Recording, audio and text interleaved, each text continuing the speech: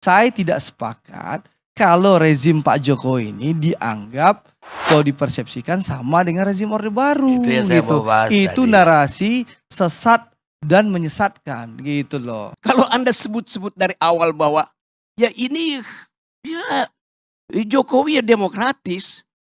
Lo otaknya itu dari awal otoritarian. Itu dasarnya. Hitler menyembunyikan kebengisannya sebelum jadi pemimpin. Hitler dipilih secara demokratis. Itu pentingnya belajar sejarah, Saudara Andre itu. Pengetahuan Anda kurang sekali soal demokrasi itu. Ya, saya mau terangkan itu. Jadi hentikan segala macam cawek-cawekmu itu. Akan kelihatan Anda dungu kelihatannya tuh. Serius saya katakan itu. Ini akan pengaruhi. Kalau Anda masih begini terus, saya kampanye di wilayah Anda di Padang itu. Jangan pilih Andre. Karena dia tidak setajam pikiran Sultan Syahrir. Tidak setajam pikiran Natsir. Tidak setajam pikiran Buya Hamka. Itu masalahnya. Saya memang, Bang Rocky, ya, tidak setajam Muhammad Natsir, Muhammad Yamin, Buya Hamka yang abang sebutkan tokoh-tokoh besar Sumatera Barat. Betul. Tapi Bang, saya pertanggungjawabkan jabatan saya sebagai anggota DPR. Gak bisa begitu. Sebentar Bang, sebentar Bang. Standar kita adalah Natsir, Hatta, Syahrir. Kalau Anda di bawah Sebentar, itu, Bang. Anda pergi dari Sebentar. demokrasi itu. Satu hal yang saya pertanggungjawabkan. Apa yang Anda pertanggungjawabkan? Sebentar, Kalau Bang. Anda udah dibilang, Abang bicara, saya Anda nggak bilang bantah. Anda di bawah standar pendiri republik. Ya. Ngapain Anda ada di sini coba? Sebentar. Tapi satu hal yang bisa saya pertanggungjawabkan dunia akhirat, Pak. Ini bukan soal dunia Sebentar. akhirat. Ini soal Nah, ide ini republik, ide demokrasi. Abang maunya didengar saja. Tidak, Tapi tidak Anda mau sendiri udah mendengar. mengaku Anda di Sebentar. bawah standar. Ngapain Anda bicara Sebentar. lagi? Saya nggak dengar orang di bawah standar. Saya ingin menyampaikan, ini hak saya bicara. Tolong hormati dong perbedaan pendapat. Bukan Anda Nah, dari saya tadi. ingin sampaikan satu hal. Apa yang Anda mau Saya sampaikan? pertanggungjawabkan jabatan saya, kinerja saya boleh diadu sama anggota DPR dari seluruh Sumatera Barat. Kinerja saya baik di DPR maupun Itu- membangun Itu kampung saya di hubungannya Sumatera apa? Barat. Anda Ya, mesti sebentar. gini. Ya, kan Cara tadi dibilang dungu. Saya akan berkampanye di Sumatera Barat. Silakan abang berkampanye di Sumatera. Saya Bre. bertanggung jawab sebentar, Gini, Pak. saya Ini terangkan demokrasi, cara begini. Kagak ya. dong. Standar kita itu bukan anggota belajar DPR berdemokrasi. di Sumatera Barat. Standar kita adalah pemimpin-pemimpin republik yang datang dari Sumatera Barat. Itu standarmu. Mas Anda rendahkan standarmu sendiri? Ya, Astaga. Sebentar, Bang. Saya menghormati founding father saya. Ya, tentu Founding fathersmu tidak mau dihormati oleh orang dungu. ya, itu haknya abang bicara seperti itu. Tapi hak saya juga bicara. Saya bisa pertanggungjawabkan dunia akhirat kinerja saya membangun Sumatera Barat maupun kinerja saya Baik. di DPR bisa diadu oleh 13 anggota DPR RI yang lain asal Sumatera Barat. Baik. Saya siap diadu Baik. kinerjanya. Ini artinya dia mau apple to apple.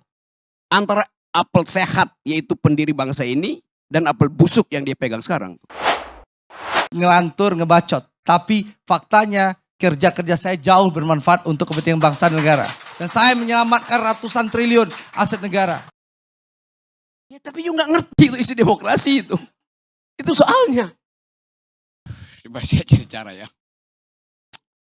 Andre pernah nggak mengalami peristiwa mendebarkan di zaman Orde Baru? Apa aja? Andre. Oh, iya. Contoh pernah saya alami, saya ada di kejadian tanggal 12 Mei 1998. Kami, saya dan ribuan teman-teman mahasiswa Trisakti waktu itu dikejar, ditembaki sampai ke kampus, ya, sampai di dalam kampus pun kami masih dihujani tembakan 2 jam, sehingga ada puluhan yang luka dan 4 saudara kami meninggal dunia menjadi pahlawan reformasi. Itu salah satu yang saya alami, Bang. Makanya waktu Oke. Jadi orang itu dia ingat apa yang dia alami secara real. Oke. Tapi kalau saya ceritakan sesuatu yang tidak kamu alami, kamu hanya bisa bayangkan. Setiap minggu saya di LBH dulu. Penasehat politik Buyung Nasution. Setiap kali kita diskusi, datang polisi dari Kramat 5, dulu polisi dan tentara masih sama, Kremlin kita sebut. dia masuk ke ruang diskusi, ada Malik. Dia naik di atas meja dan dia bilang, demi undang-undang saya bubarkan diskusi ini. Orde Baru pakai demi undang-undang. Dia sah bubarin itu. Undang-undangnya subversif memang. Tapi dia pakai undang-undang. Kalau sekarang rektornya ditelepon, jangan terima Rocky Gerung untuk diskusi itu. Anda lihat. Jadi kalau Anda bilang Jokowi merawat demokrasi, Jokowi tiba ketika Indonesia udah demokratis, Saudara Andre. Jokowi nggak ada di mana-mana ketika Anda diuber-uber itu. Jadi bagaimana mungkin Anda bilang Jokowi sedang merawat demokrasi? Dia memberantakkan demokrasi, itu intinya. Coba. Ada pepatah bilang begini. We choose joy and sorrow long before we experience them. Kita memilih kegembiraan atau kesusahan jauh sebelum kita mengalaminya. Kalimat itu, Anda tahu kalimat itu siapa yang ucapkan? Yang ucapkan itu adalah Gibran. Yang nama depannya Kahlil.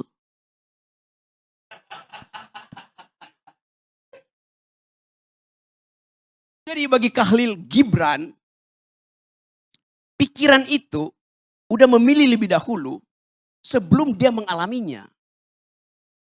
Jokowi di pikirannya sudah memilih jadi otoriter sebelum dia mengalaminya. Sebelum dia menjalankannya. Itu yang namanya authoritarian personality. Ide untuk memperpanjang masa jabatan itu adalah authoritarian personality. Ide untuk menambah masa jabatan itu adalah ide authoritarian personality. Ide untuk menjadikan Gibran calon wakil presiden itu adalah authoritarian personality. Dia udah memilih sebelum dia lakukan bahkan. Begitu cara melihat otoritarianisme, Saudara Andre. Jadi kalau coba kita lanjut sedikit. Memang Indonesia nggak ada dinasti. Karena semuanya dipilih. Oh iya. Dinasti itu darahnya biru. Yang sekarang bukan dinasti. Karena darahnya kotor. Kotoran itu ada di pikiran Pak Jokowi dari awal. Semua yang kita pernah bayangkan itu akhirnya ditemukan faktual oleh majalah Tempo. Semua yang kita janjikan sebagai perubahan dibatalkan oleh gerakan mahasiswa yang dengan satu kalimat kami muak. Anda mau uji dengan apa prinsip kami muak itu? Jadi ini bagian di mana bangsa ini, kalau kita sebut apa sebetulnya yang terjadi, this is the beginning of the end. Awal dari berakhirnya. Tapi Anda katakan Jokowi masih elektabilitasnya tinggi, Jokowi masih likability-nya 80%. Ya sama kayak Lilin. Lilin itu sebelum dia mati, dia menyala terang itu. Lalu peng, mati. Coba. Itu poinnya tuh. Jadi saya bukan mau uji, saya mau beritahu bahwa kalau kita sembunyikan soal-soal yang tadi etik itu, kita masuk dalam tukar tambah. Machiavelli bilang begini. Kebusukan kekuasaan bukan pada penggunaan fisik kekuasaan. Tapi pada pengkhianatan itu. Pada penipuan. Itu semua soft powernya Jokowi. Jokowi nggak datang seperti Soeharto bilang, I'll cover you. Gua gebuk lu. Enggak. Dengan senyap dia lakukan pengkhianatan. Pengkhianatan pada Ibu Mega. Pengkhianatan pada bangsa ini. Pengkhianatan pada emak-emak. Ketua Umum DPP PDI Perjuangan Megawati Soekarnoputri memberikan pidato untuk pembekalan bagi relawan di acara Rakornas Relawan se-Jawa di Jakarta pada Senin 27 November 2023. Pernyataan Ketua Umum PDIP Megawati Soekarnoputri yang menyebut penguasa saat ini bertindak seperti Orde Baru, merupakan bentuk penegasan kepada Presiden Joko Widodo bahwa mereka sudah berbeda haluan dan pesan bahwa pertarungan telah dimulai, kata pengamat politik. Pasalnya, hingga jelang kampanye Pilpres 2024, hubungan Jokowi dengan PDIP seperti benci tapi rindu, yakni antara mengkritik tapi masih merasa mantan Gubernur DKI Jakarta tersebut bagian dari partai. Politisi senior PDIP, Andreas Hugo Pereira, tak menyanggah. Namun dia juga menekankan bahwa yang memulai pengkhianatan adalah Presiden Jokowi karena mendukung Prabowo Subianto sebagai calon presiden dan merestui putranya Gibran Raka Buming Raka menjadi cawapres. Akan tetapi, Sekretaris Tim Kampanye Nasional atau TKN Prabowo Gibran, Nusron Wahid, berkata pernyataan Megawati itu tidak relevan dan ilusi yang bisa menimbulkan perpecahan. Lantas, kepada siapa pernyataan Megawati diarahkan? Ketua Umum PDI Perjuangan Megawati Soekarnoputri mengutarakan kejengkelannya kepada pemerintah yang disebutnya telah bertindak sewenang-wenang menjelang Pilpres 2024 dalam acara konsolidasi relawan pendukung Ganjar Mahfud MD pada Senin 27 November. Tanpa menyebut nama, di hadapan relawan pendukung Capres-Cawapres Ganjar Pranowo dan Mahfud MD, Megawati menyinggung tindakan sewenang-wenang itu seperti intimidasi dan intervensi kepada masyarakat. Praktik tersebut, kata dia, seperti era Orde Baru. Bolehkah kamu menekan rakyat? Bolehkah kamu memerintah apapun juga kepada rakyat tanpa melalui undang-undangan yang ada di Republik Indonesia ini? Ujar Megawati yang disambut tepuk tangan para relawan se-Jawa di G-Expo Kemayoran, Jakarta. Mestinya ibu nggak perlu ngomong gitu, tapi sudah jengkel. Karena apa? Republik ini penuh dengan pengorbanan. Tahu tidak? Mengapa sekarang kalian yang baru berkuasa itu mau bertindak seperti waktu zaman Orde Baru? Sambungnya yang diiringi seruan relawan dan teriakan mereka. Dalam pidato sekitar 50 menit itu, Megawati juga meminta relawan agar merapatkan barisan dan tidak takut atas indikasi kecurangan yang diprediksi bakal terjadi. Serta berpesan supaya para relawan bekerja keras memenangkan pasangan Ganjar Pranowo Mahfud MD dalam satu putaran di Pilpres mendatang. Pengamat politik dari Universitas Indonesia, Aditya Perdana, mengatakan pidato Megawati itu sebetulnya ditujukan untuk membakar semangat dan moral relawan Ganjar Mahfud MD yang baru saja memasuki masa kampanye. Tapi selain diperuntukkan bagi relawan, Megawati juga hendak mengirim pesan kepada Presiden Joko Widodo bahwa pertarungan antara dirinya dengan mantan Gubernur DKI Jakarta itu telah dimulai. Karenanya, Megawati akan bertarung habis-habisan supaya menang satu putaran. Pesannya jelas, PDIP ingin memposisikan diri berbeda dengan Presiden Jokowi. Karena situasinya kemarin tidak seperti yang diharapkan, yakni Jokowi ternyata mendukung calon yang berbeda dari partai lain. Ungkap Aditya kepada BBC News Indonesia pada Selasa 28 November.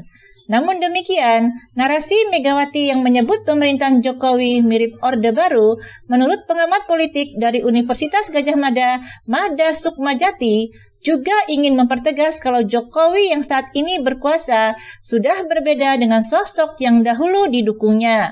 Pembatasan yang jelas itu, katanya, sekaligus menekankan kalau PDIP tak akan lagi menyokong pemerintahan Jokowi. Selama ini kan publik memahami PDIP berada di dua kaki, masih di pemerintahan tapi juga mengkritik. Karena memang tidak mudah melepaskan Jokowi, antara relasi mereka sudah dalam dan panjang. Tetapi kita akan lihat sejauh mana relasi itu akan diputus oleh PDIP dan seberapa berani, sebab hubungan Jokowi dan PDIP seperti benci tapi rindu. Politisi senior PDIP Andreas Hugo Pereira membenarkan bahwa sindiran yang disampaikan Ketua Umum Megawati memang dilayangkan kepada Presiden Jokowi. Meskipun Jokowi masih resmi menjadi bagian dari PDIP, tapi dukungannya untuk pasangan Capres-Cawapres Prabowo Gibran menjadi bukti kalau posisi mereka sudah berseberangan dan itu adalah bentuk pengkhianatan. Adapun mengenai tuduhan tindakan sewenang-wenang pemerintahan Jokowi seperti Orde Baru, kata Andreas, merujuk pada dugaan kuat campur tangan Jokowi dalam putusan Mahkamah Konstitusi atau MK yang meloloskan putra sulungnya Gibran Raka Buming Raka sebagai cawapres. Bakal calon wakil presiden dari Koalisi Indonesia Maju atau KIM Gibran Raka Buming Raka. Kemudian adanya isu aparat polisi di tingkat bawah mendukung dan memenangkan pasangan calon tertentu pada Pilpres 2024 yang kembali mengarah pada Prabowo Gibran. Putusan MK itu satu peristiwa yang kasat mata bentuk intervensi dan menyebabkan Mahkamah Kehormatan MK memutuskan pelanggaran kode etik terhadap Anwar Usman, pamannya Gibran, imbuh Andreas. Sementara itu, peneliti Pusat Riset Politik dan BRIN, Devi Darmawan, mengatakan sebutan Orde Baru kepada pemerintahan Jokowi ada benarnya. Kata dia, sebutan Neo Orde Baru kepada Presiden Jokowi sudah disampaikan masyarakat sipil sejak periode kedua pemerintahannya, yang mendukung revisi Undang-Undang Komisi Pemberantasan Korupsi atau KPK dan menolak menerbitkan Perpu KPK.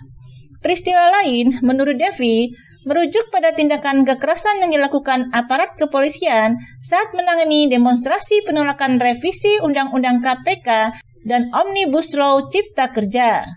Hanya saja saat itu beberapa elit PDIP menepis sangkaan itu dan tetap menganggap Presiden Jokowi sebagai kader yang menghormati Megawati serta partai. Jadi tuduhan Neo Orde Baru sudah keluar di awal tahun 2019 yang digelontorkan pengamat, politisi dari oposisi dan masyarakat sipil lewat pelemahan KPK, jelas Devi. Dikatakan karakter Orde Baru kan ketika adanya permainan dalam penegakan hukum dan demokrasi. Saat supremasi hukum tak bisa ditegakkan dan dimanipulasi melalui sikap Presiden Jokowi, artinya Indonesia sudah mengalami perubahan rezim. Penilaian serupa juga disematkan Yayasan Lembaga Bantuan Hukum Indonesia atau YLBHI.